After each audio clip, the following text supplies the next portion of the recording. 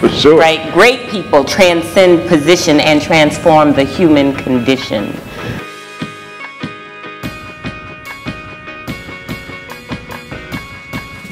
Get ready! Tonight, it gives me great pleasure to introduce to you the unparalleled Cohort 11, our 2016 and 2017 Initiative Fellows.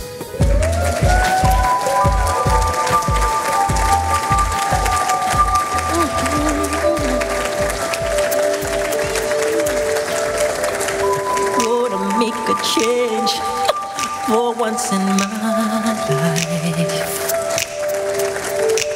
It's gonna feel real good. Gonna make a difference. Gonna make it right. As I turn up the collar on my favorite winter coat, this wind is blowing my mind. I see the kids in the street with not enough to eat. Who am I to be blind, pretending not to see their need? I saw us disregard a broken bottle top and one man's soul. They follow each other on the wind, you know, 'cause they got nowhere to go. That's why I want you to know I'm starting with the man in the mirror.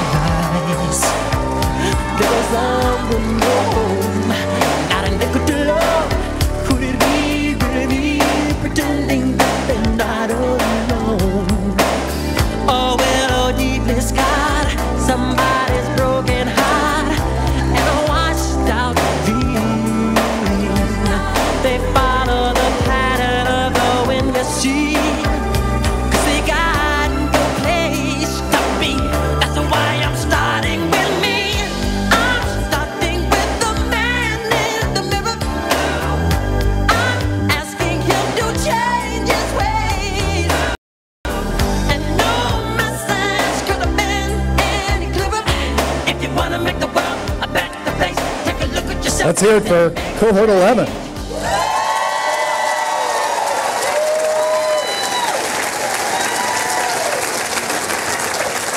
From Cohort 11, it gives me great pleasure to provide our welcome to introduce Erica Colmenero to jazz.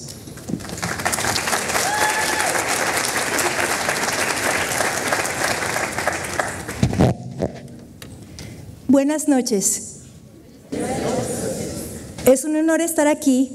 Ha sido un gran año y en nombre de la Cohort 11, Excellence 11, quiero darle un agradecimiento muy importante a nuestros patrocinadores por creer en nosotros, a nuestras familias por compartir este tiempo con nosotros, a nuestros exalumnos por sentar el camino y por enseñarnos cómo comportarnos.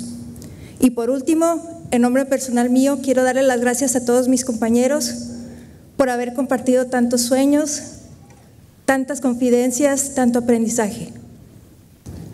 Bonjour, mesdames et messieurs.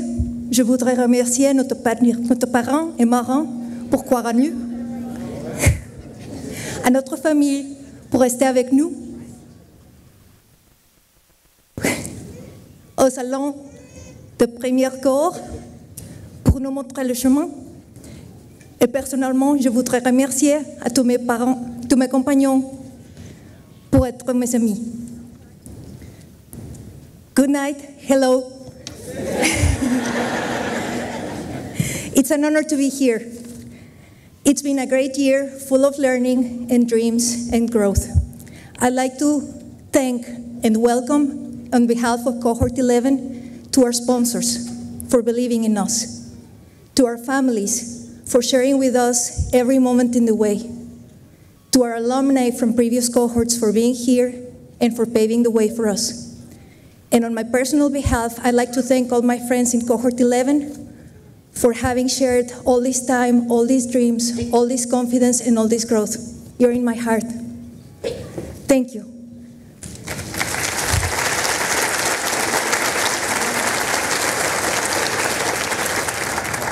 And next, I would like to introduce Sunil Parwal, who is going to do the same. Thank you very much.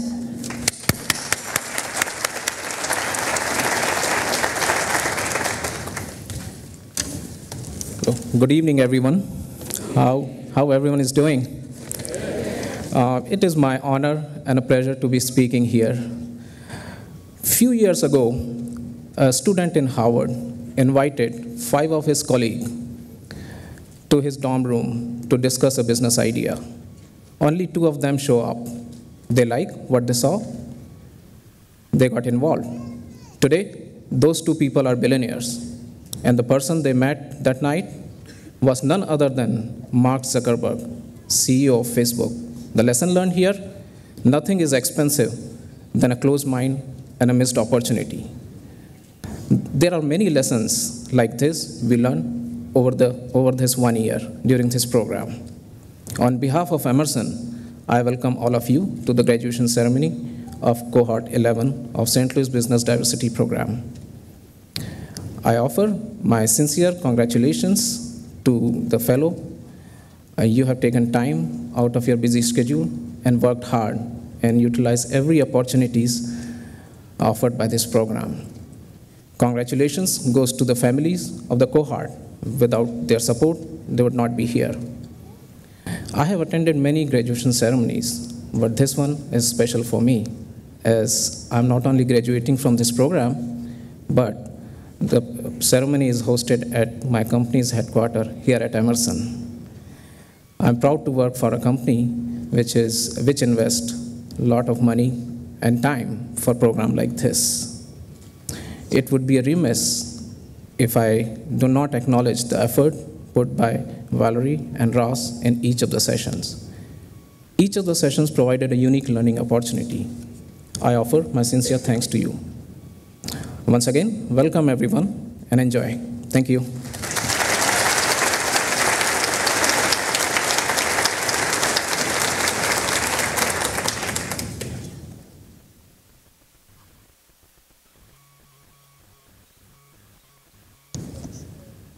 Good evening.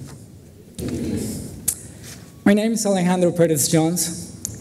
I was born and raised in Colombia and came to the US to pursue a graduate degree in crop science. I moved to St. Louis almost 8 years ago to start working as a research scientist at Monsanto, one of the leading global companies in agriculture.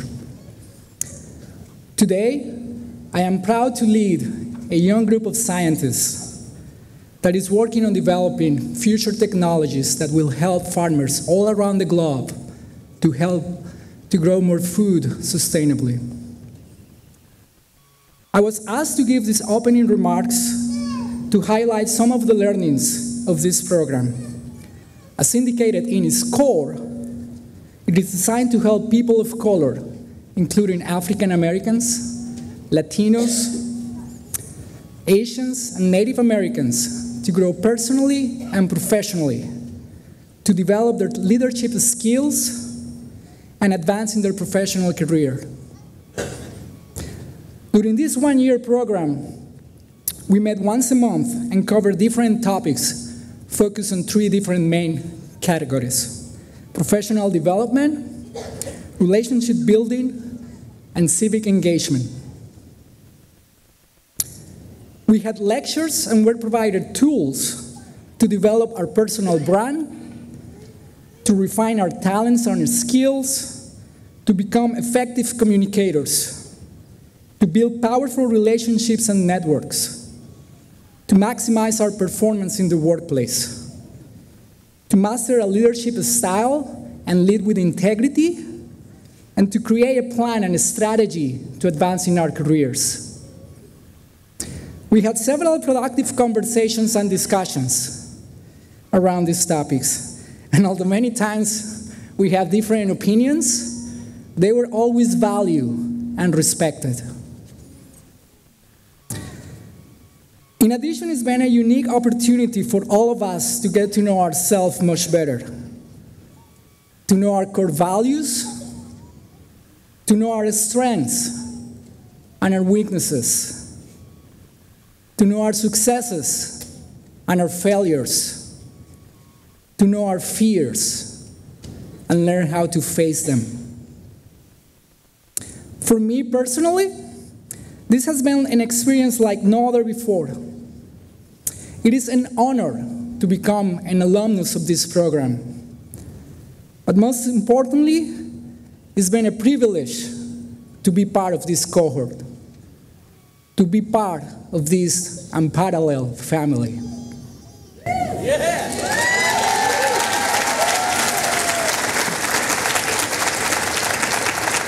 Unparalleled, I truly admire your authenticity, your courage, and your perseverance. You all are unique. You all must be proud of who you are.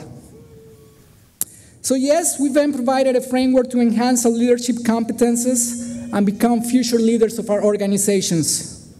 But most significantly, we have been provided a framework to become better persons and to enhance our ability to contribute to our communities.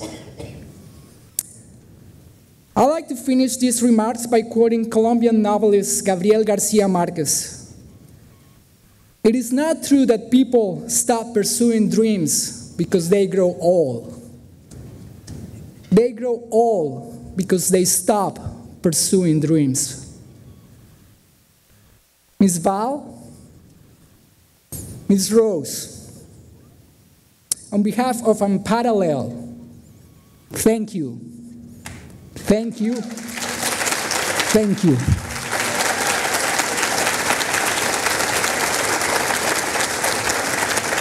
You will always be in our hearts and will forever be grateful. Thank you, everyone.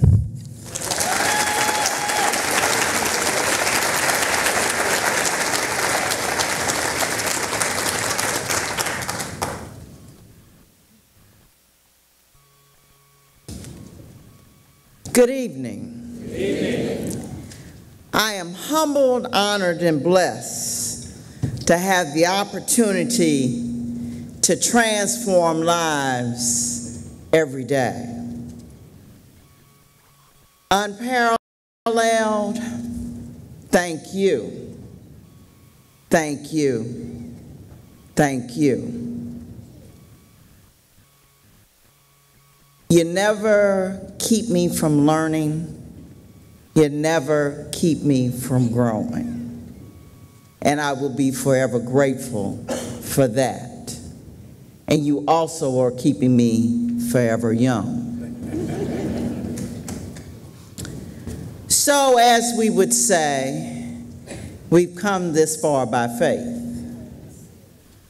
This journey started some 15 years ago, so I hate to say that it came already packaged and ready to go, but it took about 3 years to formulate the idea.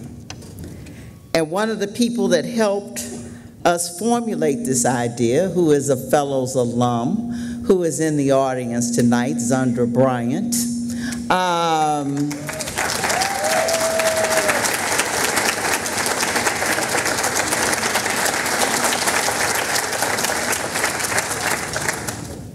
We went back and forth. We didn't always agree. It was really pretty painful at times.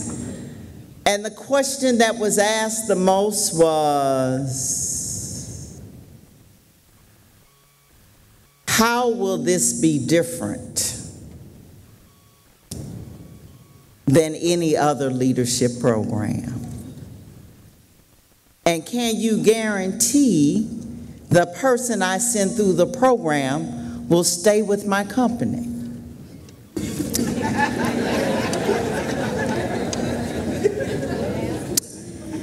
And with that, I was very transparent and said, I can't make any guarantees I can't keep. But I think it's more important to keep the talent in the region than worrying whether or not they stay at the company. So I will also now say with that statement, for all the companies in the room that are supporting Unparalleled and all the fellows before, we love you and we appreciate you, and we would like to continue your support. Though a fellow or two may move. Our fellows are doing great things. We have over, with the graduation of Unparalleled, 700 alumni that are all over the world.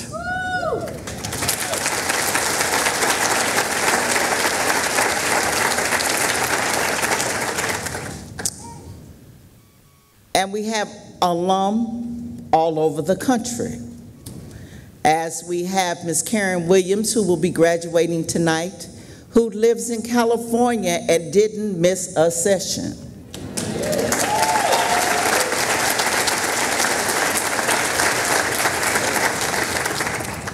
So our program has grown over 271% in 11 years.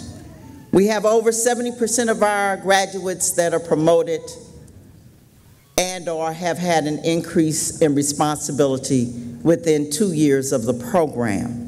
But one thing I want to recognize tonight is all of the Unparalleled that were promoted during the program year, please stand.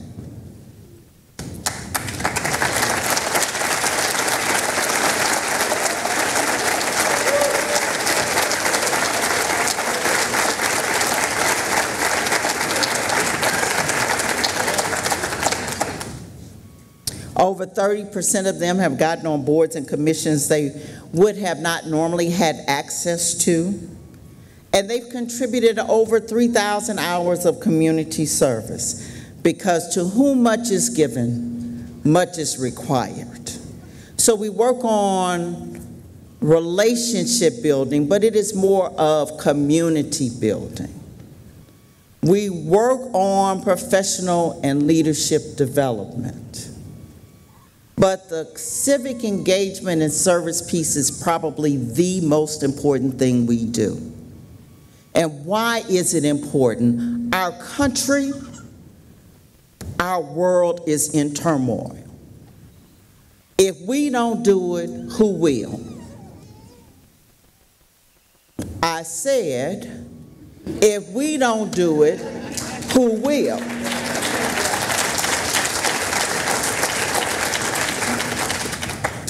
So we have many miles to sleep. Go before we sleep. The power is within each of us sitting in this room. I was with some brilliant HBCU, historically black college and university students last week. And my message to them was, what's in your wallet? So, unparalleled, what's in your wallet? You've had a little bit of brand. You had a whole lot of efficacy. You know, you had a little bit about career, building career equity. You had a little bit about diversity and inclusion in the workplace. So what's in your wallet? And not only what's in your wallet, but how are you going to spend it? So it is imperative that each and every one of you, unparalleled, make wise investments with what's in your wallet. So as we know, Proverbs 29:18, where there is no vision, the people will perish.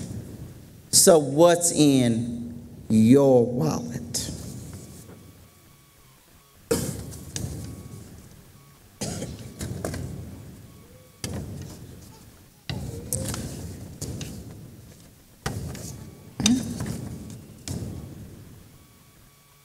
So, Maria, will you please come? No, we're bringing Bill first. I'm sorry. Bill, you're coming back. Thank you, sir. Let's hear it for Val Patton.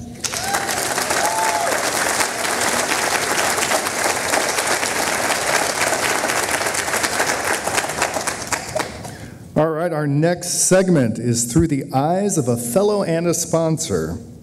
And it gives me great pleasure to introduce Gabrielle Kennedy of Aetna Better Health of Missouri and Dr. H. Eric Clark, the president of Loyola Academy, St. Louis.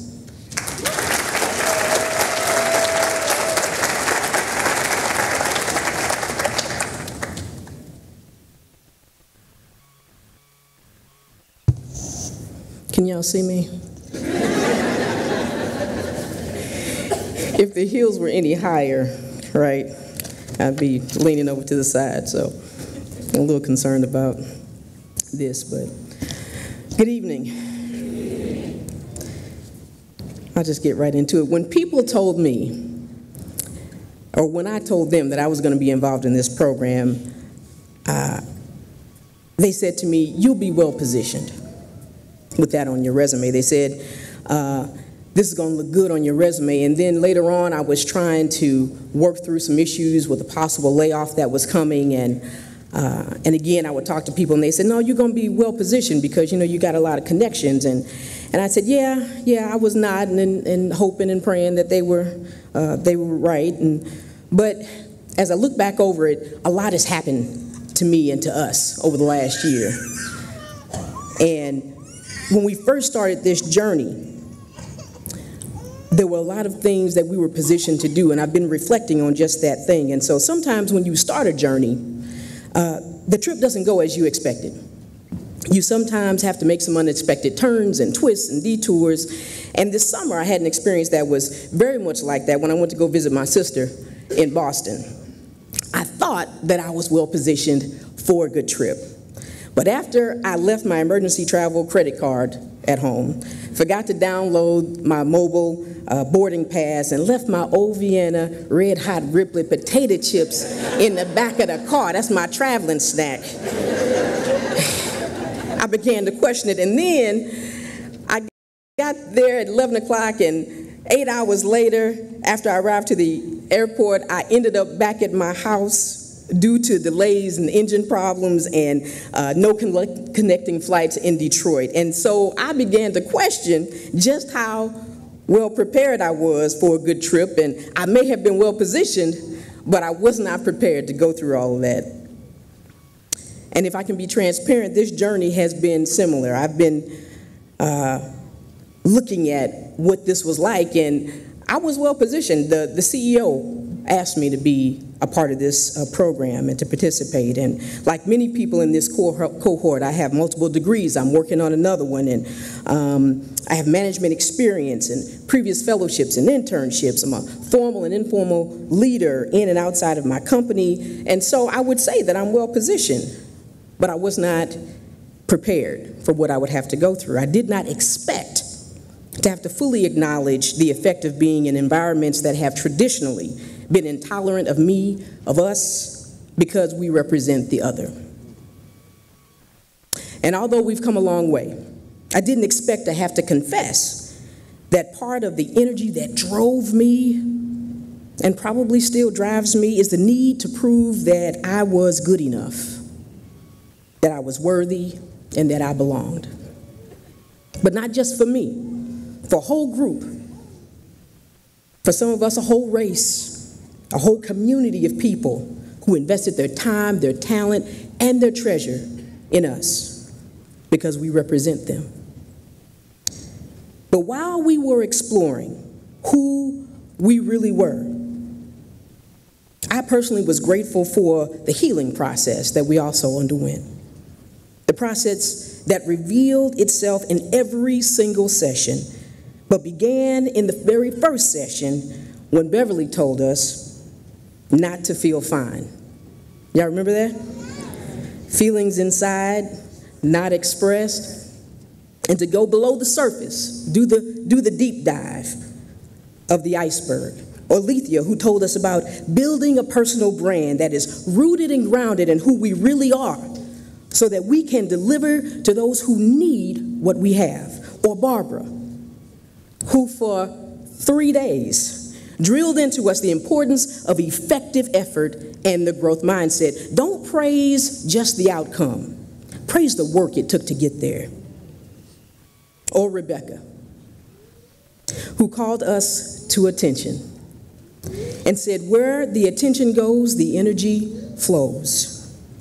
Or Bernie, who talked about the why of what we do in our careers and said, when values are clear, decisions are easy. She encouraged us to ask ourselves, what do you want? Not just what will you settle for? Or Reggie, who said so many things. But Reggie taught us to raise our visibility by showing up as the right version of our authentic selves. He helped us to see that no one is going to promote somebody that they don't know. So we have to make ourselves known in the workplace. And finally, Cheryl, who helped us to understand that sometimes we just need to stop and reflect on how we're really doing. Each session, we gained another golden nugget.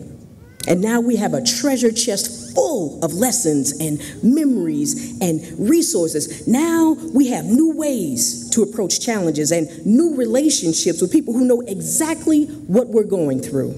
Now we've done the deep dive. We've had hard conversations, laughed and cried, went to happy hour, laughed and cried some more. Now we define ourselves. We're more than just someone else's opinion of who we are. We're more than just our resumes, and we are more than our job descriptions. Now we are truly not just well-positioned, but well-prepared. Thank you.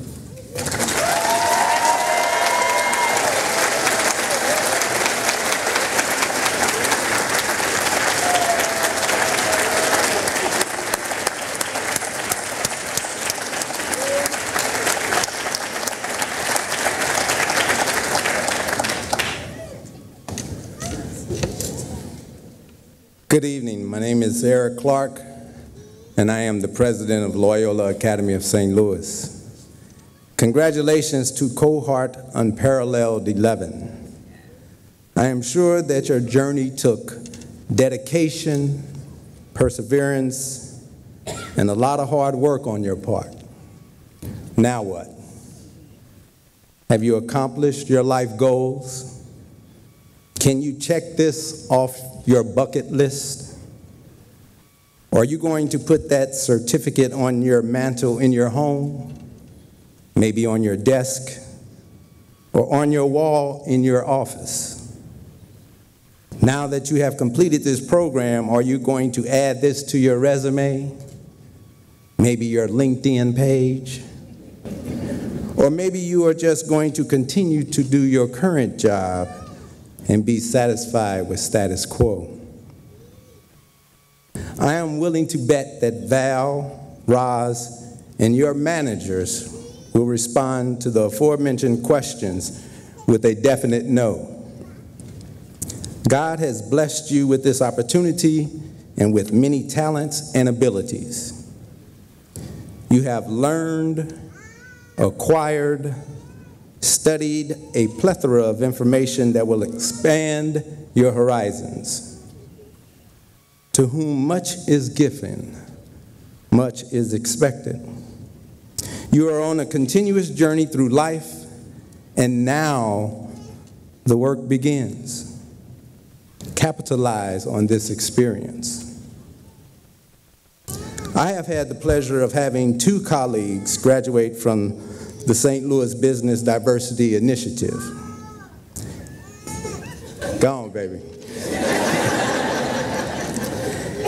It may not sound like a huge number in comparison to the number of participants that Express Scripts, BJC, or any other large entity. However, it is a significant number for the size of Loyola Academy. Faith Barnes, Loyola Academy's Director of Development and Marketing, was from Cohort Fortune 900. And Kathleen Batts, Loyola Academy's Business Manager, is from current Cohort Unparalleled 11.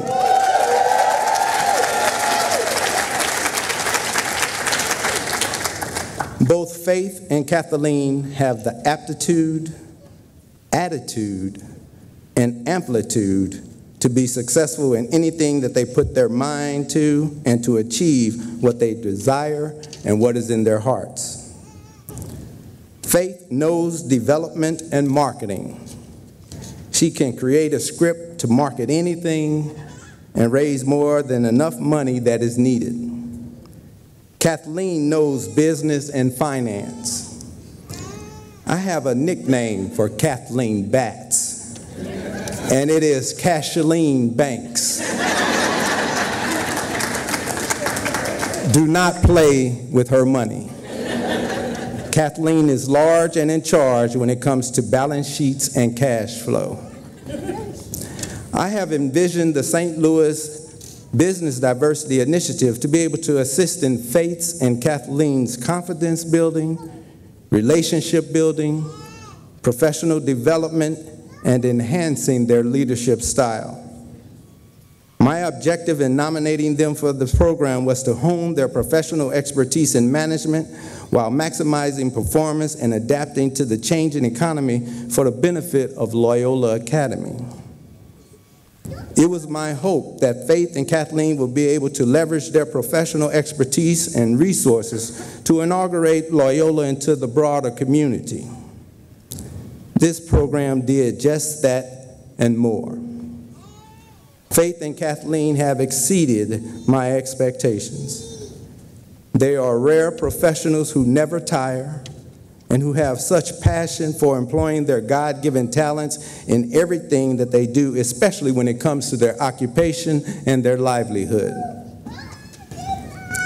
In nonprofit, I was told that it is rare that an executive director gets to truly be a true executive director because she or he is constantly putting out fires or is down in the weeds. Because of the St. Louis Business Diversity Initiative, Faith and Kathleen has become consummate colleagues, and I have been able to experience the life of a true executive director. I could never be prouder of the growth that Faith and Kathleen have made and the knowledge that they have gained from this program.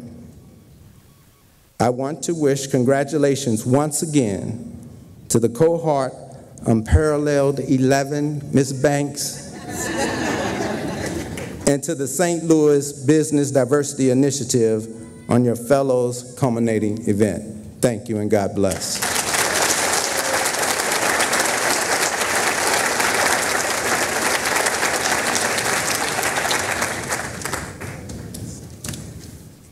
Good evening. My name is Maria Bly from Express Scripts and Unparalleled, and I will be introducing our moderator and speakers who will have a conversation on leadership. First, I'd like to introduce our moderator, Rebecca Bennett, founder and principal of Emerging Wisdom. Rebecca Bennett is founder and principal of Emerging Wisdom, LLC, and its subsidiary, Empower Institute. These organizations serve hundreds of people each year, furthering personal and professional growth and advancing community transformation. At Emerging Wisdom, Rebecca supports individuals, groups, and organizations in building the capacities they need to initiate and sustain positive change.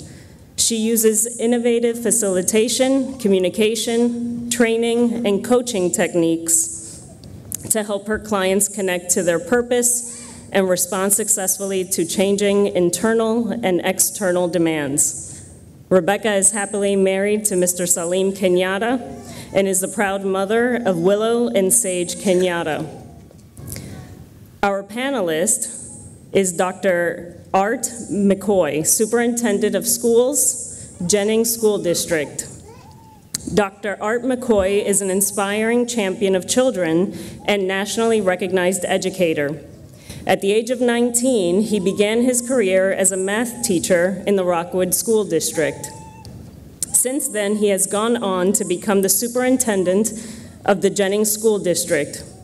He also founded the Severing the Achievement Gap in the Education of Students, otherwise known as SAGES. Dr. McCoy is also volunteering his time to serve on several different boards concerning education. He received his bachelor's at Harris Stowe State University in secondary education and math.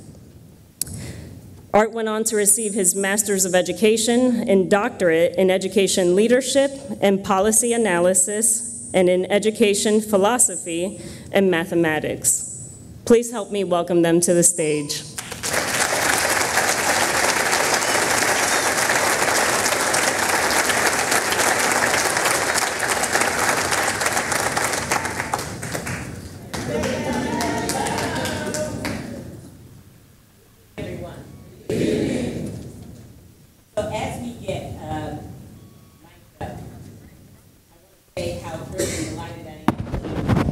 Sitting here with you, but also with my who is one of the rare exceptions in this community. What do I mean by that? I don't just mean that you're brilliant, because I do recognize genius. But I really mean that you have managed to distinguish yourself in terms of your professional competencies and excellence, your ability to impact change. And you are happily and deeply rooted in your cultural identity, and have been able to navigate difficult terrain where others have not been able to do well and to make impact. And without, it seems, being less authentic in the process. You know, sometimes you send your representative, and then there's your authentic self. This is a human being who has both of those together. So I'm thrilled and delighted to be with you.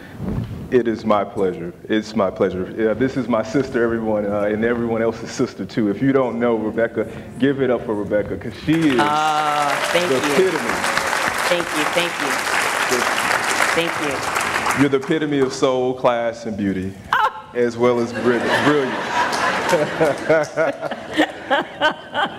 And as I walked in, I saw some of my family members from Jennings, my administrative assistant, Yolanda Elkins, my assistant superintendent, Gwendolyn Diggs, and others. I see Tracy Chambers and others back up above. Hello, how are you all doing, my family? Good to see you. Yeah. Good to see you all in the house. Congratulations to you, the graduating class. I have to tell you, I was with the Chesterfield Chamber of Commerce this morning speaking to their beginning class, and it gives me great joy to end with my people. Yes. My people. Yes. So congratulations to you. Yes.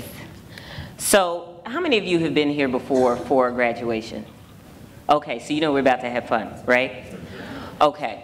So I'd love for you to get us started by talking a bit about your journey, right, and how you got to this space. And I'm especially interested in the climb, because for those of us who've been in this community a while, we know that Dr. McCoy had some transitions and some tests. But as my mother would say, no test, no testimony. That's right. So I'm interested in not only hearing about your journey, but how you managed to move through adversity and to stay focused on your life's work in the midst of that. So the climb, and you know, that's a tough question, isn't it? I mean, it's a loaded question, and we got to do this in 20 minutes. So I'm gonna speak fast, but I know you're brilliant. The climb, raise your hand if you've been the best in your class, the first female, first to graduate, first only or youngest and something. Raise your hand, because I know you're all the leaders. Raise your hand. All right, so we're family. We are one of kin. You know, my climb was being the first, the youngest, the only in every position, either the only African American, always the youngest, graduating, finishing a bachelor's at 18, and then doing my internship at 19, starting student teaching at 17. The youngest, of course, principal at 22, executive director at 28, gifted director at 25, youngest superintendent at 33. I'm 40 now, and I'm 3 years from retirement. You know,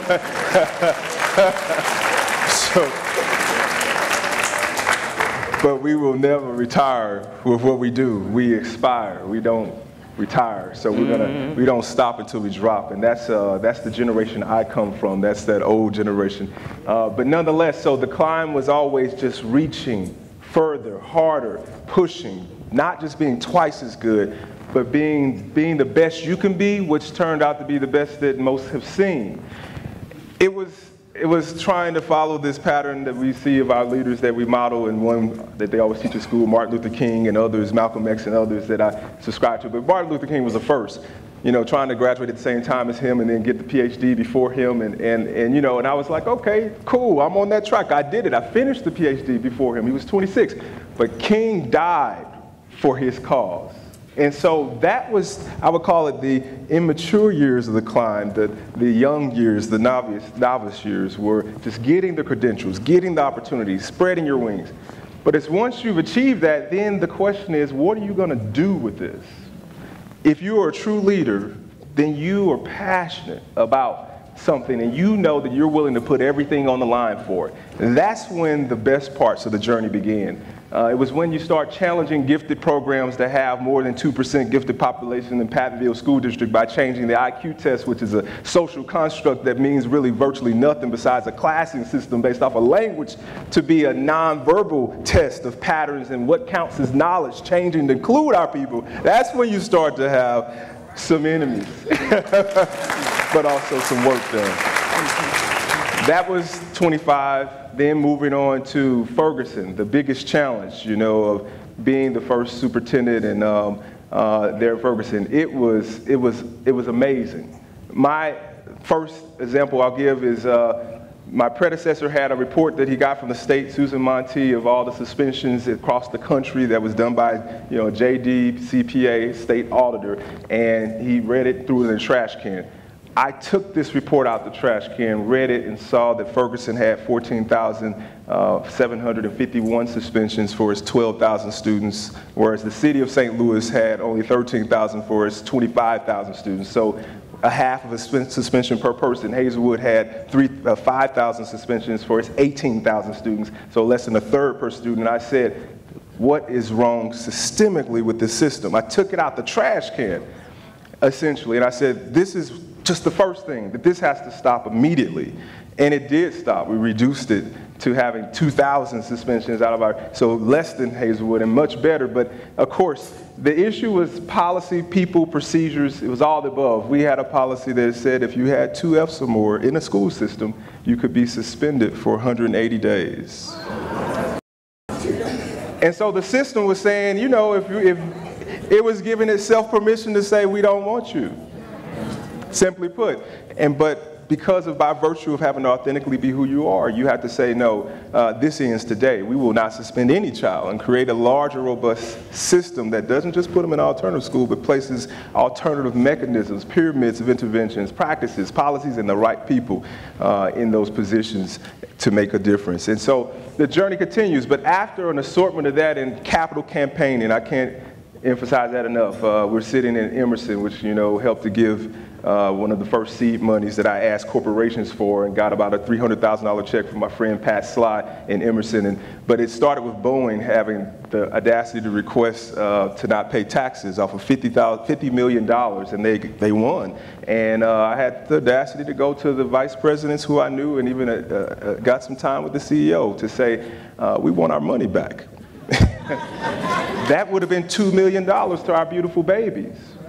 And if you, off of tips and then also asking for no taxation, wish to take that money, that's fine, but you need to at least give me half of what was coming to me. Otherwise, I'm going to scream to the rooftops to every person that you don't care about our kids. You are generational tiffers who don't care about not only the potholes in the street that people complain about, but the jail cells. You're a part of the prison pipeline that is profiting and multiplying because you build defense aircraft and you ultimately help to contribute to an oppressive system if you don't give me at least half of the money back. Well, you better believe. You better believe. So when you see on my LinkedIn that, you know, we raise at least $1 million every year minimum, that's how we do it. You speak truth to power. And not only that, you bring them a solution. So I said, we're going to give you 10% of our instructional time to create opportunities for you to pay less R&D, and we'll train our students to be your employees, and everybody will win. You'll have living wages and extra money for extra enrichment things that people in more plush places have, and so forth. That's the work. That's the struggle. That's the journey. But in the toughest times, you have to truly know who you are and stand firm in your conviction and love yourself and those who came before you, who allowed you to be in the air you breathe and the seat that you have. Love them more than any opposition. That's the journey. Yes. That's the journey.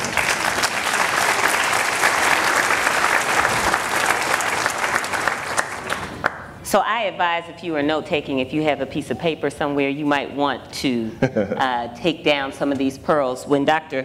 McCoy talked about the climb, it seemed like there were 4 distinct phases of that I just want to call back and give to you, right? There's the initial part, the immature part of the journey, but the necessary one, the focus on personal ambition, yes. Right? How can I be the best? How can I demonstrate excellence? How can I establish and obtain the credentials? And then there's a move from that to being given the opportunity to build something, to lead something, to test something, to practice. Yes. And then you bounce into the status quo and you go, uh-oh, what do I do with that? That's right. Right? And that's right. If you know yourself, right, if you know that to whom much is given, much is expected, you have a deep sense of purpose, then you challenge that status quo, speak truth to power. Yes. Focus on systems change, and more importantly, begin to develop solutions to the breakdowns that you see. Yes. Right? That's how we differentiate ourselves, and that's how we establish our value. Right? That's a part of the climb as we mature. I'd be interested in hearing where else that journey goes in the next 40 years if we get a chance to come back for Cohort 51, Val and Roz, and see what else there is. We started by talking about the climb, about how you encounter adversity and how you show up. Right. But you've also had some amazing successes. So Dr. McCoy had a 100% graduation rate. Did you hear me?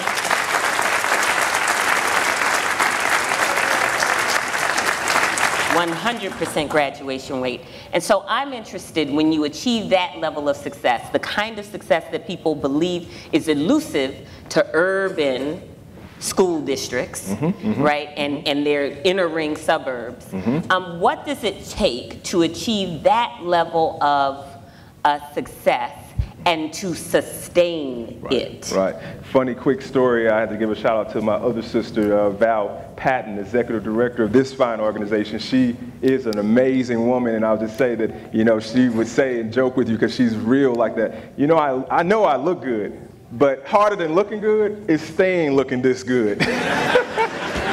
She always not only looks good, but she is good. Yeah. She's good to people, she's good to the programs and the processes, and that's what your question brought to my mind. My sister Val Patton, thank you for having me be here, my sister. Let's give it up for her, because she's an amazing woman.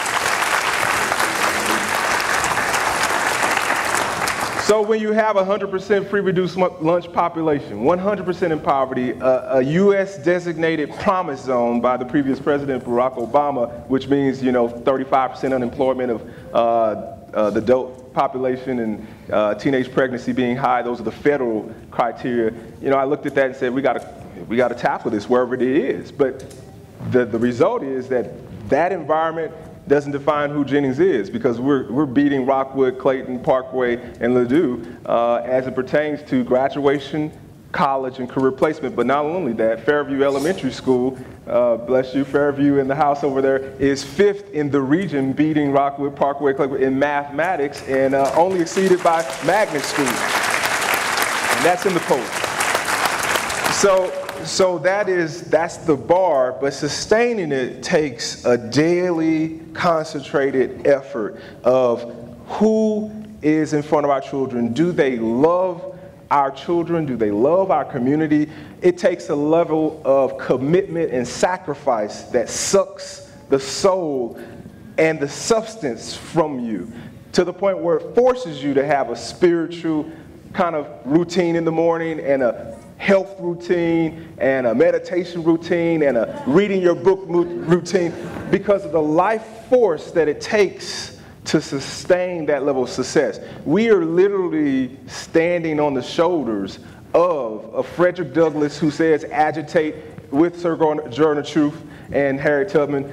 That's part of who we are. We talk about that through enlightenment. Then we talk about Carter Woodson, which is all about engagement. The book, This Education of the Negro, we take that stuff, we eat it up, and we institute practices, procedures, but we look for people who are on the wrong side of that and on the right side of that. And those people are often ourselves. I'm not talking about the other white people. I'm talking about black people who are sleepwalking, and black people who are conscious, awake, and doing the right thing. And then we go to, of course, W.B. Du Bois with regard to the constructs of things that help to create the NAACP and so forth, equalizing the playing field, equity being not equal, making structures that allow you to have access that wouldn't be traditional. Like usually at events like this, I would have 5 to 10 children with me, suited up, looking like me, so that they have access to you years before they even might know what this is about, because that's giving them the blueprint. They can be what they see. And so in the school domain, that's what that looks like. However, in a business domain, because I'm a nonprofit owner,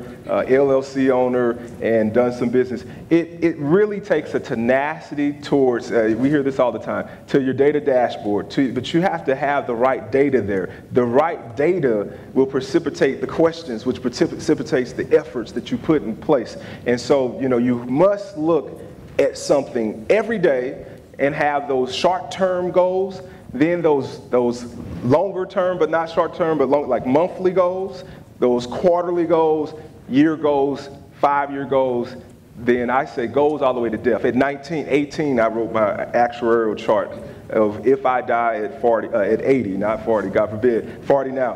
At 80, here's what we must accomplish between that time to now. And I've been blessed to be able to be on them, but not just for myself, but institutionally. So a level of sophistication in your planning. And then when all that still fails, because no level of planning can face every opportunity and every challenge, you have to lean on a faith and a substance that's bigger than you. You have to lean on a community, Ubuntu. It's not me, it's we. We together can do anything. Me can only do some, but we can do anything. To go fast, go alone, but to go strong, go together. And that sustains success when you go together, the notion of Ubuntu. I love it. So if what we want to do is sustain excellence, right, because that was the core of the question, self-care is key. I just want to reiterate that for all of us who don't have enough time, right? Am I the only one? No? Right, for all of us who don't have enough time. Dr. McCoy said self-care is essential to sustain the life force needed to make change and transformation. So for those of us who see ourselves as change agents, transformers, heavy lifters, we've got to have the essence integrity to be able to do the work. You also talked about tenacity to something, to your data dashboard. What are the goals that move you and being able to stick with that? And then the third thing is the connection to something greater than yourself. And perhaps it is your faith or your centering practice.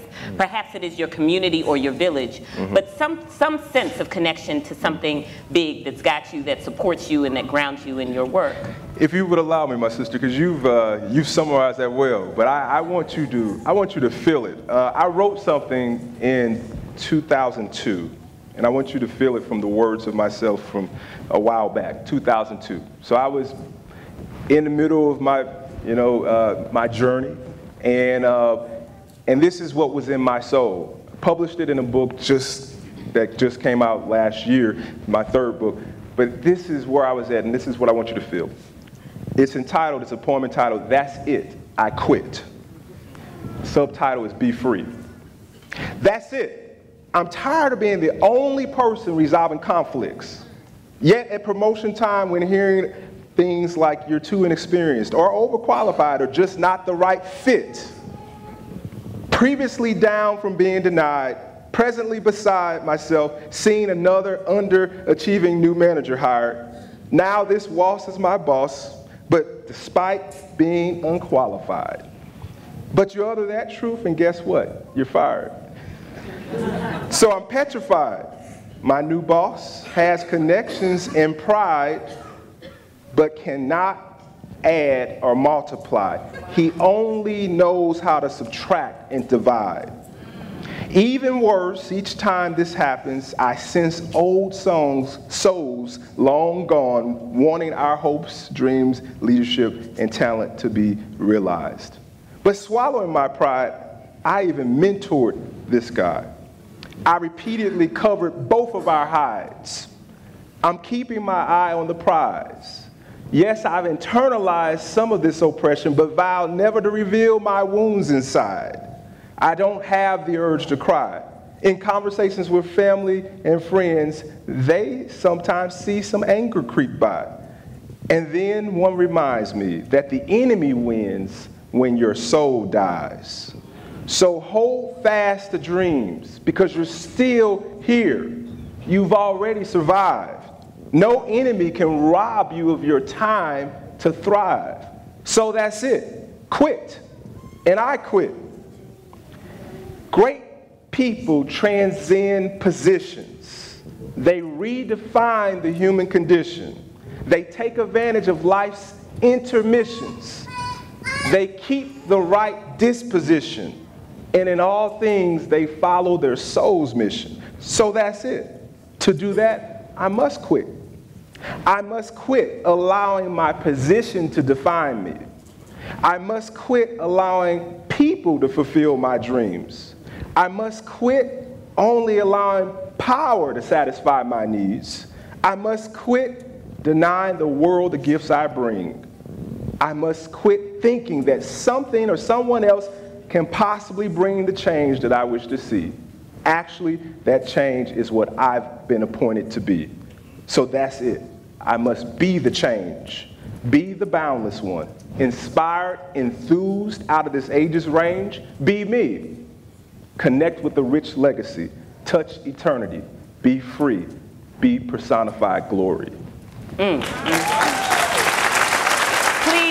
join me in saying, that's it. Is that it?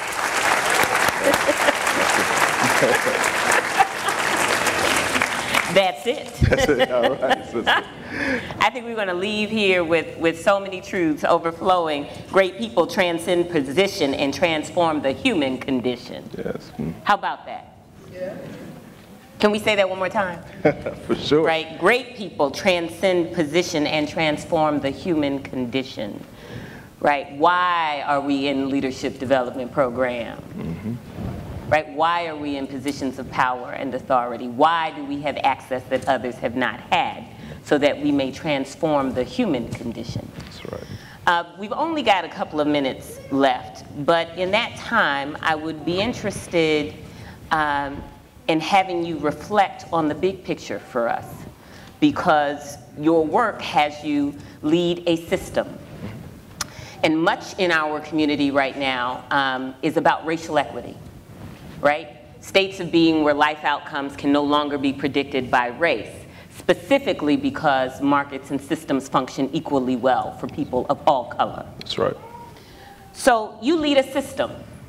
And in general, it's hard to find systems that function equally well for black folk and people of color. Dare I say I can't find one. What is it that we as a region need to do to help transform and shift systems behaviors so that more of us, that is populations of us, not just exceptional individuals of us, are able to bring the full measure of their genius to bear in our communities? What is it that this cohort of leaders who are civic actors and professional successes can do to aid and abet transformation of our systems?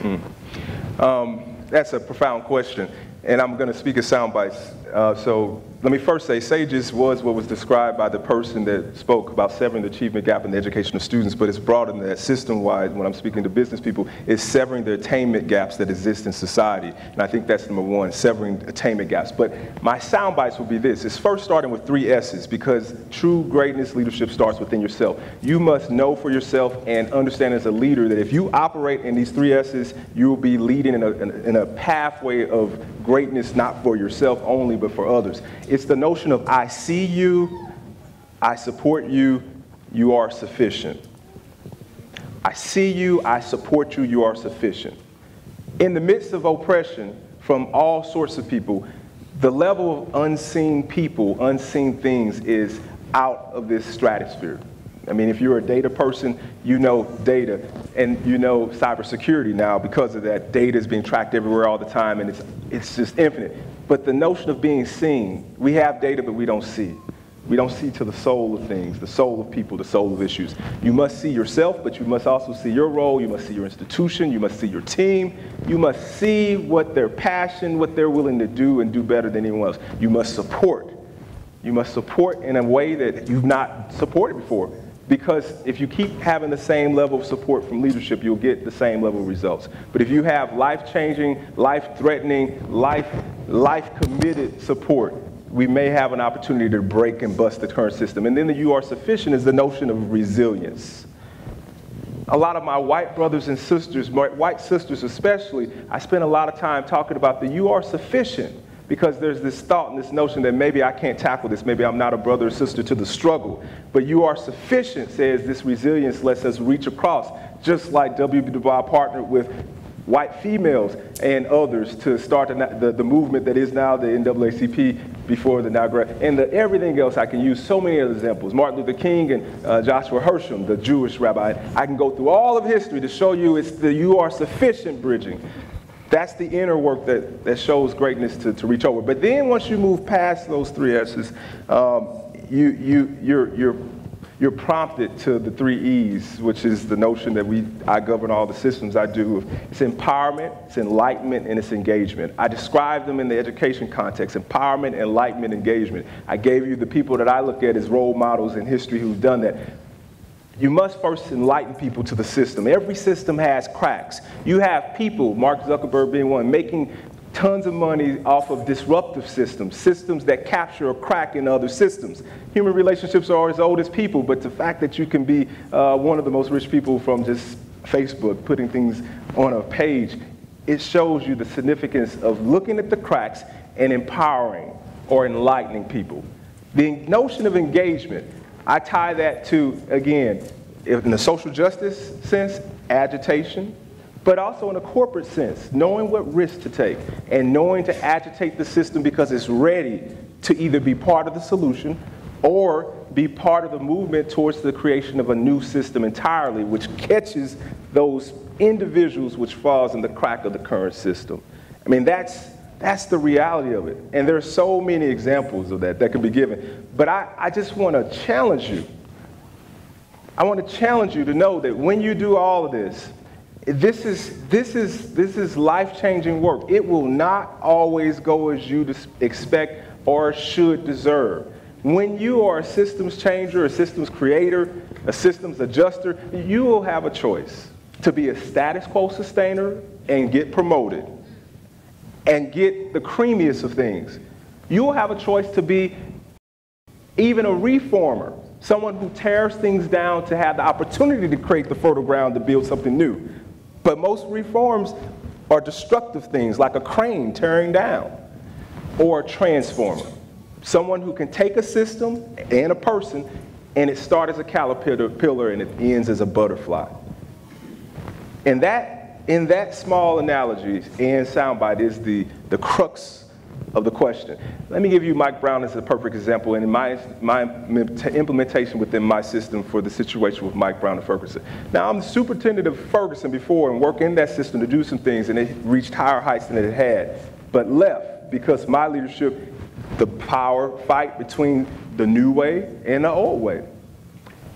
6 months after that, Mike Brown passes before the school year starts. I'm in California, I hear about it and so forth. I get called to come back to continue the leadership and to do it further. Mike Brown's mother is a parent in my school system. Her 3 children were there. Deja just graduated, full ride to college and is doing well. Leslie McSpadden met with me about her nonprofit. I was one of the people out there, not marching, but out there being a change agent, opening libraries to have school because the school systems refused to open for a week. So we brought Teach for America into the library so people can eat and read and learn. But the issue was this. When Leslie McSpadden came to me and said, I want to do something with my nonprofit, I said, sister, I want to do something for you. We will create a program so that you can get your GED. And on top of that, that will teach the message of perseverance and let you have a more sense of wholeness where no one's using you, pimping you for your name, your child, and you're able to be intelligent and start that path towards being a college-bound college graduate. She is a college student now at Harrisville State College, and she's working on her master's finance degree. So not only did we have 100% student graduation, but Leslie ended up graduating from high school and got her diploma. And it didn't stop there. Then I said, all right, let's partner with the police department, the very same connection to the system that let your child lay on the ground for 4 hours. Let's partner your nonprofit with them to grow gardens of vegetables, which is your aim. That's what you wanted to do, gardens. And to talk about not just literacy, but also life and how to sustain life and how to respond to police. And she partnered her foundation and the St. Louis Police Department, PAL, Police Athletic League, and the captain of the police department. They partnered to educate over 600 kids in those pathways. It was in the American just a little bit ago. The greatest source of pain for her and for an eruption in the community, having those two entities, individuals, and then their systems they created, the nonprofits, to partner together. And it didn't stop there. Now I said, let's see where the money flows. Will this group give money to this group? Will your group give money to the other group so that you can multiply this effect and have other leaders do it better than you while you get your education? Have other leaders in the police department articulate it from a black face, a white face saying, we won't do this anymore, we will do this. And each of them said yes. And out of that nucleus, I felt like I did the germination of the possibility of making those systems respond differently and in a better way by using my system. It's never about me, it's about we. And that's just one example of opportunities you must look for every day in your system. The greatest need, the greatest challenge, the 3 S's of you, I see you, I support you, you're sufficient, and then empower, enlighten, and engage. That begins to make it better. Thank you. Thank you.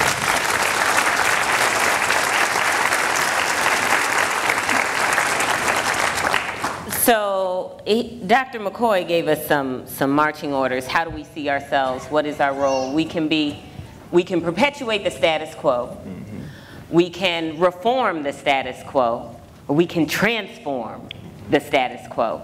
And the invitation is for you, Unparalleled 11, to use your skills, your capacity, your connections to be agents of transformation and change. That is the invitation. You said a couple of things to us that might be good for us to end on. And I'm going to ask audience that you repeat me. You got it? Yes. All right. So, we inspire, we don't retire. We inspire, we don't retire. Now, at some point, we might step aside. That's right. But we continue to inspire. That's a part of the transformation work. We don't stop until we drop. We don't stop until we drop. That's right. Very good. And then this last one, I see you, I support you. Yes. You are sufficient. Yes. How about that? I'm having a, what was that movie? You kind. Anybody remember that? The help. You kind. That's you right. special. Yes, you is beautiful. And you is beautiful. That's right. That's right. That's right.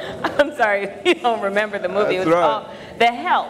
But more importantly, perhaps some words and a state of consciousness that so many of us don't encounter in our workplaces or in our lived places. I see you.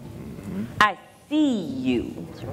Right? How transformative is that? I see you. Right? I support you. It is amazing what we can do. The greatest fertilizer for growth is support. That's right. Right? That's right. I support you. And the last one, which speaks to our infinite potential. That's right. You are sufficient. Thank you, everybody. Thanks, Dr. McCoy, for a wonderful, wonderful conversation. Thank you. Thank you.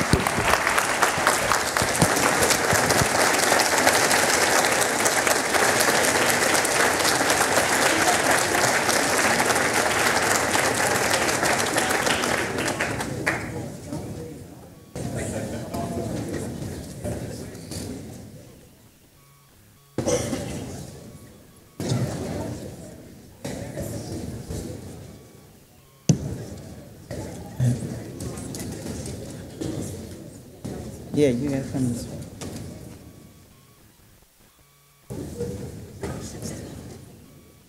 A huge appreciation and thank you to Rebecca Bennett,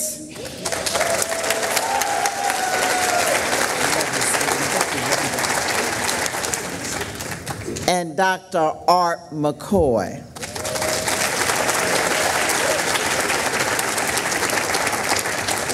So a small token, Rebecca. Okay. Dr. McCoy and I hung out in Dallas where we received a national award for the work that they're doing in the Jennings School District back in July. And I talked to his principal at his high school, Dr. Rhonda Key, and she was expressing to me their need for transportation for their students, for all the things that they don't have that we take for granted. And I made a promise to Dr. Key that I would like to honor tonight. So on behalf of the St. Louis Business Diversity Initiative, Unparalleled 11, Rosalind Reese, and myself, we'd like to give you $500 to start that fund. God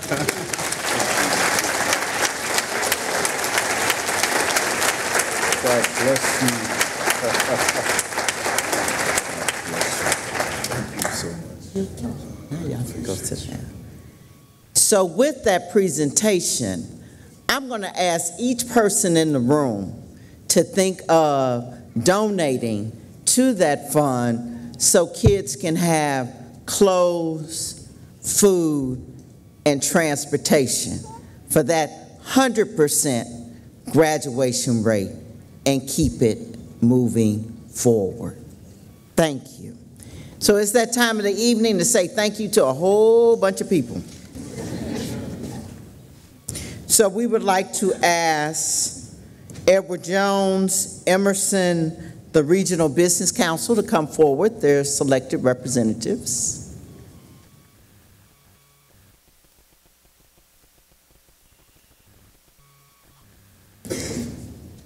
And on behalf of the St. Louis Business Diversity Initiative, the Fellows Program, we want to thank you for your unwavering support of the work that we are doing to transform lives and help people do and be the very best they can. Thank you.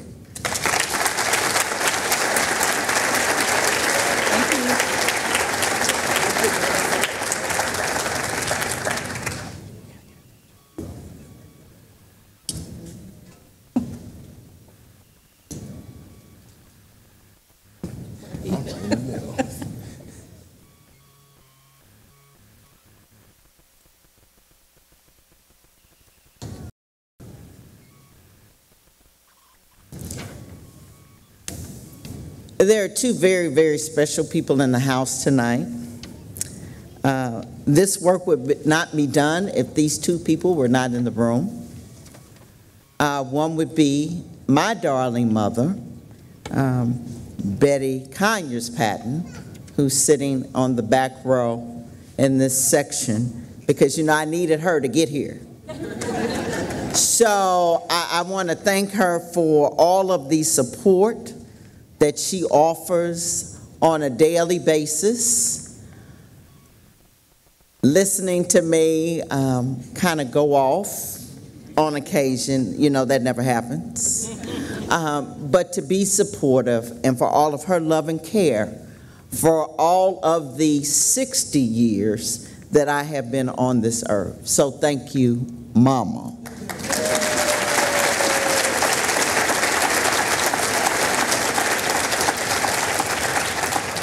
And there's another special young lady in the room, Barbara Buchanan, who's my other mother, and she happens to be the mother of my wind beneath my wings.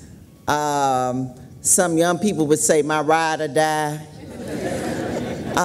The person that keeps me very grounded most days in doing this work and has been with me on the journey since day one. So I want to thank you, Mother Buchanan, for having Rosalind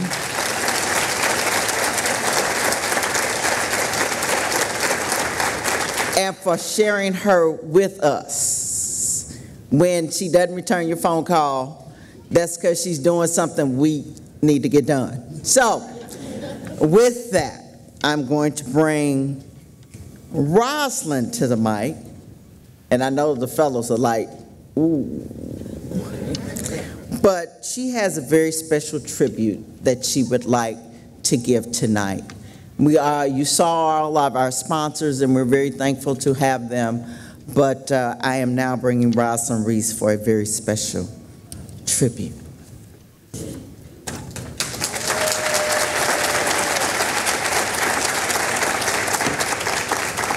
Thank you, Ms. P. As most of you know, I'm not one to be out front, so, but tonight I wanted to do this because there's someone that is not in the audience who has been in the audience for the past 10 years. We are here tonight celebrating great leaders, so I would like to recognize a phenomenal leader in my life who has attended each fellow's graduation for the past 10 years with my mom. That would be my dad, Russell Buchanan Sr. He would be here tonight celebrating with us, but on May 13, 2017, he went to his heavenly home to be with the God of his understanding. My dad never had a prestigious title behind his name, never CEO or president, not even director or manager. His most prestigious title was that of father, which he took very seriously. With this title as father, he used his actions to be an example of a phenomenal leader in his home, his church, and his community. There are certain traits that are attributed with phenomenal leaders. I would like to share just a few of my dad's. He led by example. His actions spoke louder than words. He was true to his word. If he made a promise, he kept it. He was a hard worker. He believed in an honest day's work for an honest day's pay. He had a strong distaste for laziness. He treated others as he wished to be treated. As an African-American male growing up in the 50s and 60s, he knew what it was like to be mistreated. He knew his actions affected people, so he was empathetic and showed compassion to all people. He was brutally honest. He told the truth and had no problem saying what was on his mind, but he always did it in love. He was a humble man. He didn't take credit for his accomplishments. He never had a problem admitting when he made a mistake, and he would ask your forgiveness if he knew it was in order. But the traits that stood far and beyond others was his integrity and his ethics. For those of us who sat through Dr. Bobby's ethics and leadership class, we learned integrity and ethics are what set exceptional leaders apart from good leaders. My dad had strong moral values and was honest in his intentions. His high values always led his decisions and behavior in whatever he did. I heard a talk recently by Wes Moore, and in his speech he said, when it is time for you to leave here, whether it be your job, your school, your neighborhood, or this planet, make sure it mattered that you were ever even here. Since I know Dad is here in spirit, Dad, I want you to know you mattered while you were here. You were a phenomenal leader, and my being here now is proof of that. So thank you guys for allowing me to recognize a phenomenal leader.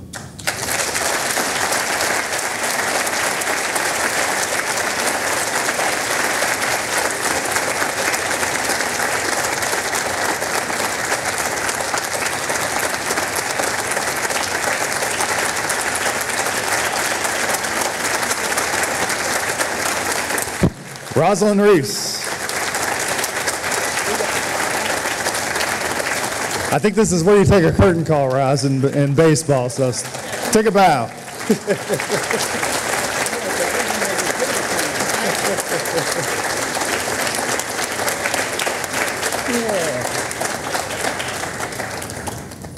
All right. Well, fellas, thanks for coming this evening. No, I'm just kidding. Everybody ready for a graduation ceremony? Well, as I present the class of Cohort 11, there were some members here who we're thinking of who couldn't be with us here this evening, and we want to acknowledge them. Sean Bridges of Express Scripts, Daryl Bennett of Express Scripts, Robin Montoya Crozen of Commerce Bank, Srini Kohazu of MasterCard, Stephanie Meadows of Wells Fargo Advisors, Gabriela Ramirez Arellano of the Hispanic Chamber of Commerce, Dinesh Singh of MasterCard, Stephen Harrell of Centric Group and Keefe, David Shin of Express Scripts, and Pallavi Chandek, who had to leave a little early from Mercy. So let's give them applause for graduating.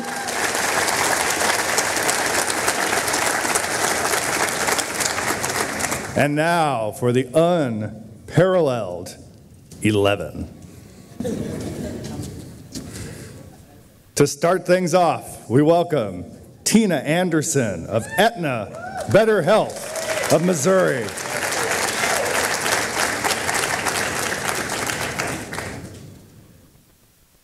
Kiera Anderson of Cornerstone.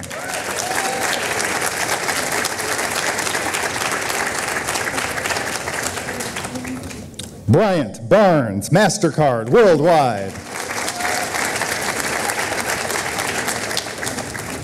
Kathleen Batts, Loyola Academy of St. Louis.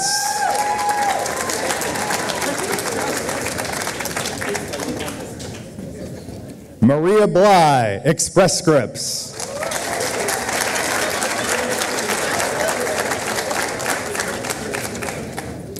From Cardinal Ritter College Prep, April Brown.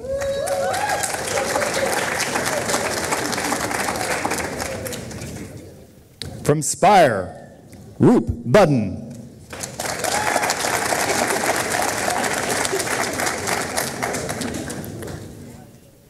Mr. Christopher Carroll of Citibank.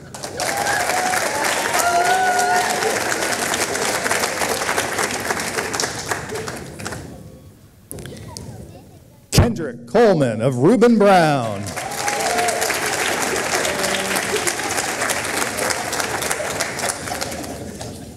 Miss LaTanya Collins Smith of Harris Stowe State University.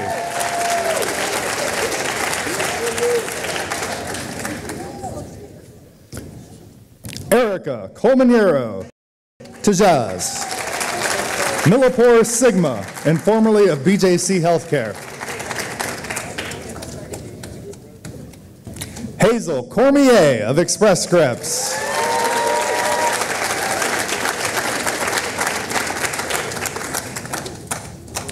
Darcella Craven, Veterans Advocacy Foundation, Inc.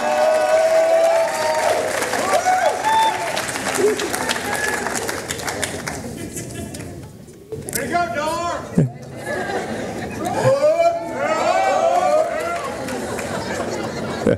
Dion Minner of Express Scripts.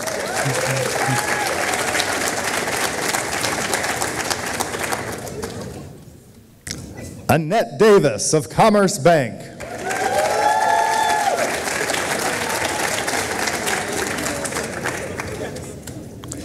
From Enterprise Holdings, Mr. James Davis.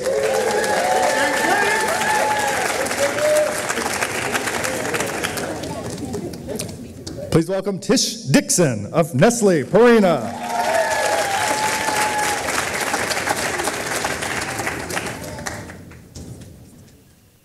Marion Dover of Lumeris, formerly Centene.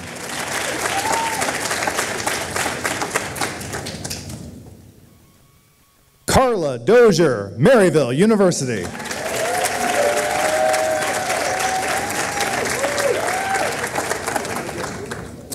Kyra Edwards of Wells Fargo Advisors. Kyra Edwards.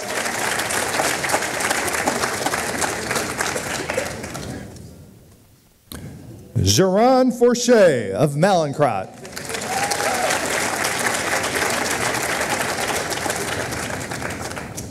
Katricia Garrett of BJC Healthcare.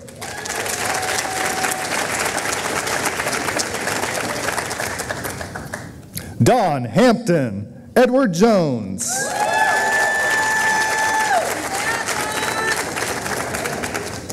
Also from Edward Jones, Mr. John Dexter Hardiman.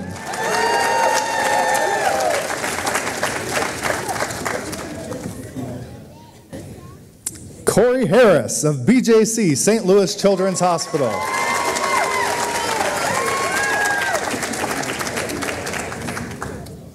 Jimmy Howlett of Busey Bank, sponsored by the RBC.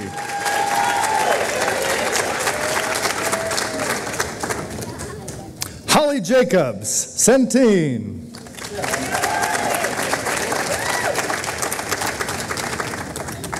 From Monsanto Company, Reagan Johnson. Reagan Johnson.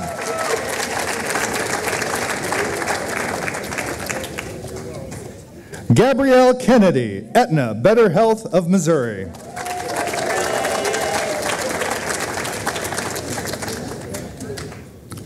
Catrice Colaboy, Caleres.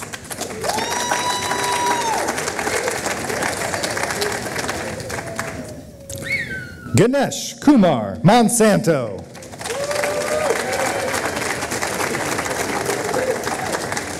Antoine Lawrence, Everbank World Markets.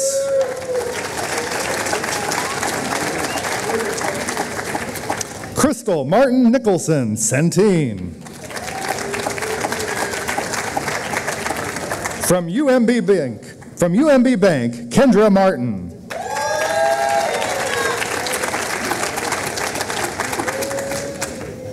Winika Martin, Wells Fargo Advisors.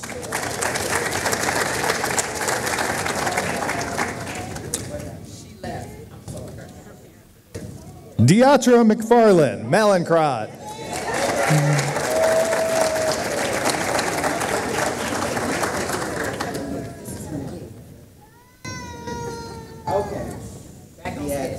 Deatra McFarland of Malincrot.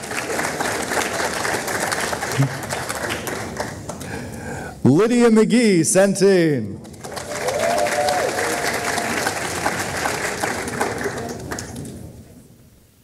Jamise McGowan, Nestle Purina.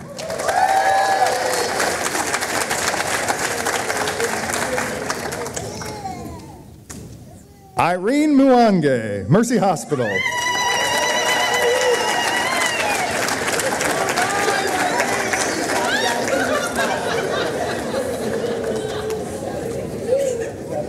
Ashley O'Neill of PNC Bank.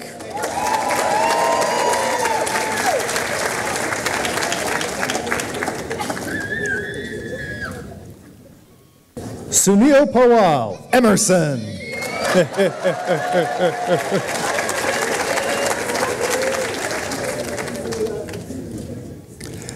Tyronica Peary, Express Scripts.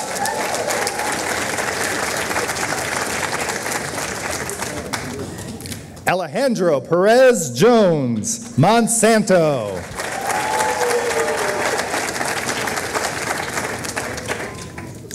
Felicia Pulliam, St. Louis Renewed, formerly Focus St. Louis.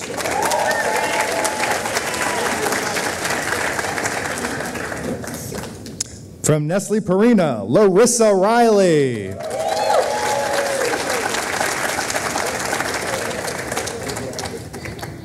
From Mercy Hospital Lincoln, Stephanie Rogers.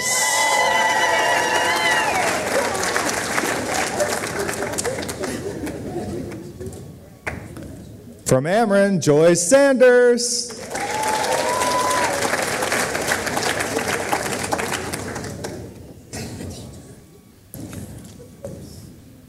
Deidre Scott Albert, Express Scripts.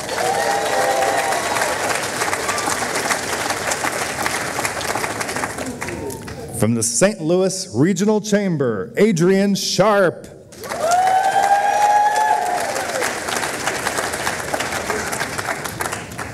Curtis Smith, BJC Goldfarb School of Nursing at Barnes Hospital.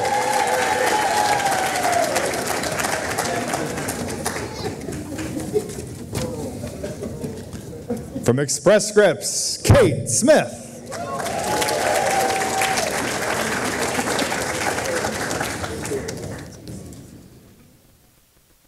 Miss Kelly Green Smith of SSM, formerly Express Scripts. Kelly Green Smith.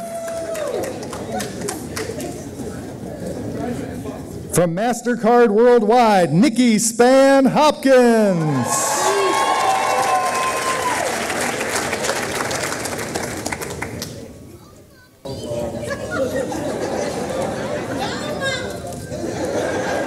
Also from MasterCard Worldwide, Anastasia Stevenson.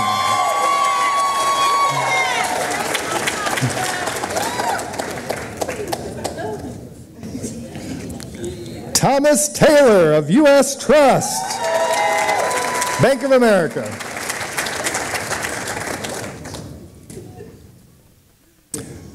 Dana Townsend of Equifax, sponsored by the RBC.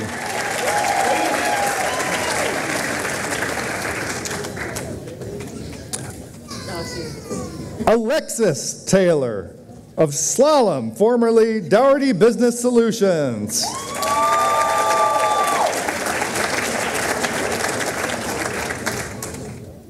Charles Turner, Nestle Purina.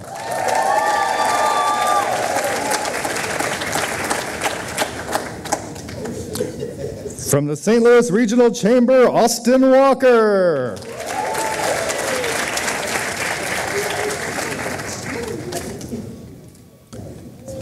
Toynetta Walker, Express Scripts.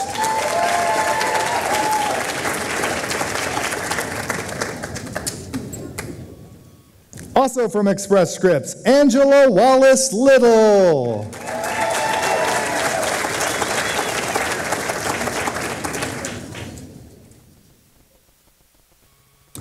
Rodney War, Wells Fargo Advisors.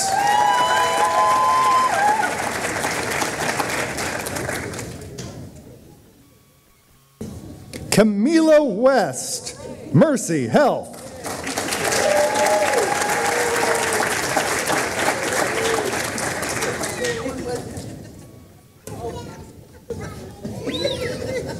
From Equifax, Pam Weston.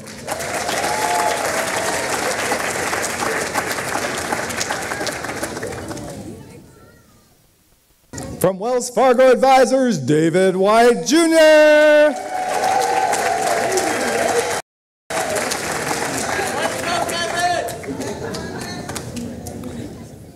From Monsanto, Karen Williams.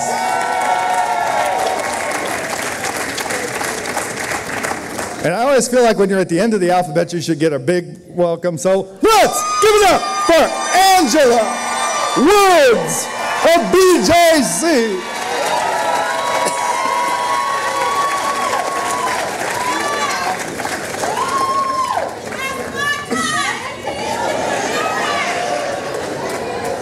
Ladies and gentlemen, the often duplicated but never, often imitated, never duplicated, got it backwards.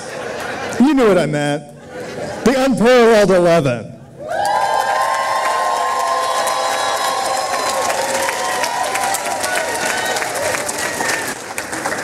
In your bags, you will see your lapel pin, which officially greets you and welcomes you, and we want you to wear it proudly to alumni status. Now, we go through this every year, and everybody gets kind of teary-eyed, and what are we going to do, because we're not going to see you every month. But this is really like having children. They never go away. Bill, thank you for once again being the host with the most. And a little something for you, Bill. So I understand, and the script says that there's a special presentation by Cohort 11. Yes? No? Maybe so?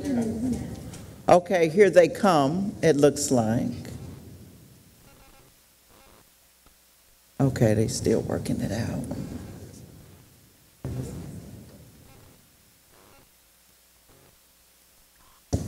Good evening. I know we're the last thing between y'all going home, so trust me, it won't be long. It won't take long. But as they're grabbing a gift, we just wanted to take this time to recognize our leaders, Cohort 11, Unparalleled. Can you do me a favor and cheer real loud for Miss Val and Miss Ron? Yes!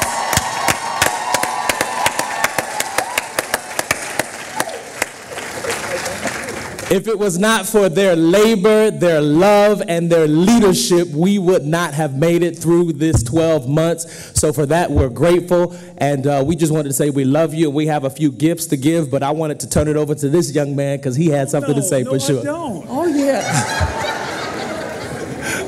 You guys put me on the spot. Really? No, I mean, this has been a journey for all of us. And I want to thank Val and Roz, who's like our big aunt, and Val is like our mother. And I just thank you from the bottom of our hearts. And we got some little trinkets for you, some good stuff, mind you. So thank you guys so much. We appreciate you. Thank you. One more time, yeah!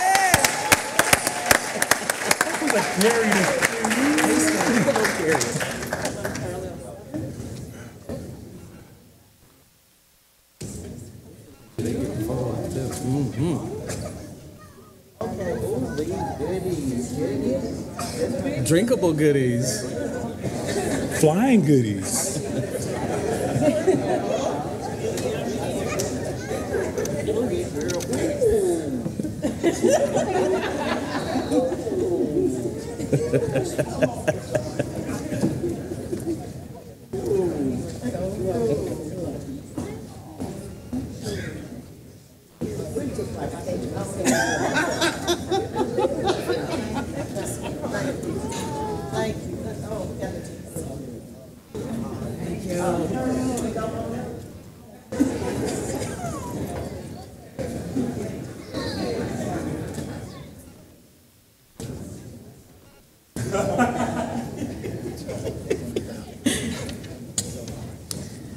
Thank you again, Unparalleled. We love you. I'm not going to say we're going to miss you because, like I said, you're not really going away. Remember, this is the beginning of a journey. Remember what's in your wallet and how are you going to invest it. So with that, we will ask you to return to your seats. Unparalleled. What's wrong, baby?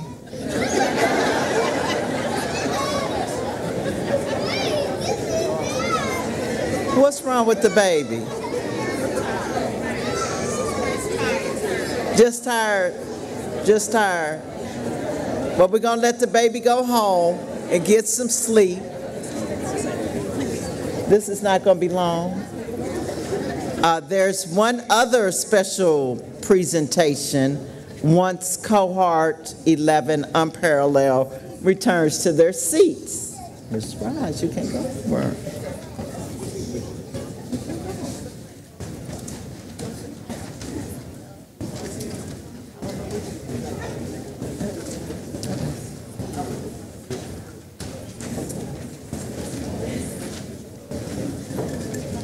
We just gonna cook. So.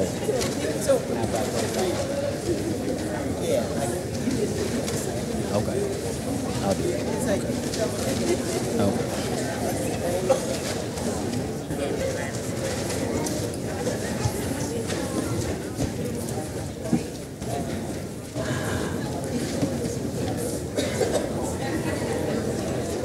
Okay, I wanted to see it. Okay. See? Well, good evening. James actually made the statement that he was last before we got ready to go, but I'm actually last, so we will make this quick. First of all, thank you all for coming. My name is Charles Turner. I'm a senior process manager in Nestle Purina Pet Care Company, and I'm here to just bring you brief closing remarks.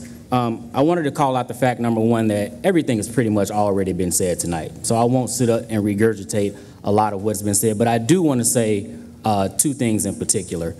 In September of 2016, 70 individuals embarked upon a journey. Some of the folks already knew each other. Some of the folks only knew folks in their respective companies. Then there were people like me, a non-native St. Louisan who knew no one. Walked into a room full of strangers. Fast forward to 2017, I look at all my fellow graduates and I see colleagues, I see friends, and more than that, I see family. Also in that year, my only child left to go live in Nashville, Tennessee. I had no other reason to be in St. Louis, Missouri. And my leadership is here tonight, and they don't know this, but I was really on my way out of here. The director of diversity and inclusion at Nestle Purina called me and told me about this program, and my leadership sat me down and said, this might be something you might like. And I can tell you that a year later, it's been interesting, for lack of a better word. A lot of folks have praised Ms. Roz and Ms. Val this evening, and rightfully so. You've instituted a program of leadership and bettering folks and what have you, but as far as Charles Turner is concerned, you changed my life. Went from a person who was depressed and down to invigorated because of all these folks. I want to say one more thing, and it's this. One thing that, as Gabriella said, she went over basically the year and what everyone talks about. One thing that I got out of the year was never give away your power. You have the power. We have the power. It's not our bosses. It's not our companies. We have the power. The Apostle Paul said in Romans 8, what then say you to these things, that if God be for you, who can be against you? So nobody can stand against you, and the sky is the limit for all of us. We salute all the cohorts that came before us, 1 through 10, and all that will come after us. But as far as this particular cohort, we are sons, we are daughters, we are mothers, we are fathers, we are sisters, we are brothers, we are individual contributors, we are people leaders. But more than all of that, in a word, we are indeed unparalleled. Thank you very much, and good night.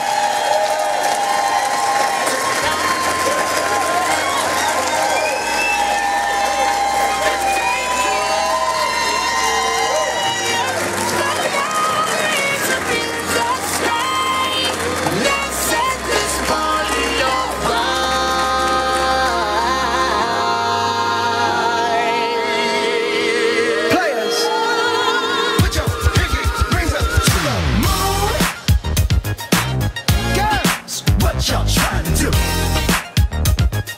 24 karat magic in the air. Head to toe, so clear. Look out. Pop, pop, it's showtime. Showtime, showtime, showtime. Guess who's back again? Oh, they don't know. Oh, they don't know. I bet they know as soon as we walk in. Shut up. Wearing Cuban links, designer mix, Inglewood's finest shoes. Whoop, whoop. Don't look too hard, might hurt yourself. Known to give the color red the blues. Come. I'm a dangerous man with some money in my pocket. Keep up. So many pretty girls around me and they're waking up the rocket. Keep up.